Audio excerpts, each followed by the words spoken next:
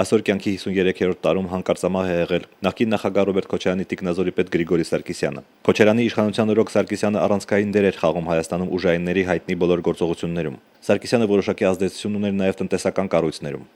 Այսօր գիշերը Վարդանանց 78 հասցեում գտնվող շինանյութի տոնավաճառում հրդեհ է բռնկվել, որի հետևանքով վառվել են 6-7 տաղավարներ։ Հրշեջներն առայժմ որևէ բացատրություն չեն տալիս, իսկ տաղավարների տերերի պնդմամբ հրդեհի պատճառը էլեկտրոէներգիայի կարճ միացումն է։ Ականատեսները դժգոհ են համապատասխան ծառայությունների ոչ համաձայնեցված աշխատանքից։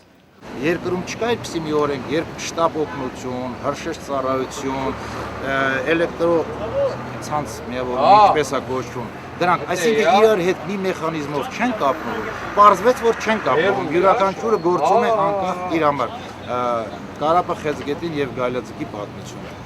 Երևանի Կողբացի փողոցի այս տարածքը դեռևս 2007-ին ճանաչվել է գերակա հանրային շահ, եւ բոլոր շինություններն այստեղ քանդվել են։ Միակ կանգուն մնացած շենքը Կողբացի 18 հասցեում գտնվող Արմենուհի Մանուկյանի տունն է, որի երկրորդ հարկը փլուզման եզրին է։ Բնակիչները պահանջում են ամրացնել շենքը եւ հետո միայն շարունակել շինարարական աշխատանքները։ Բացի դրանից նրանք համաձայն չեն մոտ 15 միլիոն դրամ փոխհատուցման գումարի հետ։ Փոքր կենտրոնում 14 միլիոն 850 հազար դրամով ես որտեղից կարող եմ տուն գնել։ Այն է չհաշված, որ մենք երկու ընտանիք ենք։ 1977 թվականին կառուցված Մայր Հայաստան հուշակոթողը կոչված է հավերժացնել հայրենական մեծ պատերազմում զոհված լենինականցիների հիշատակը։ Սակայն գյումրեցիների այսօրվա սերունդը կարծես թե հակված չէ հարգել զոհվածներին։ Հուշարձանի դուռը պոկված է, իսկ ներսը ապականված անհայտ բարբարոսների կողմից։ Հուշարձանն ունի պահակ, որը սակայն նույնպես թուլություն ունի ալկոհոլային խմիչքների նկատմամբ։ Ալկոհոլ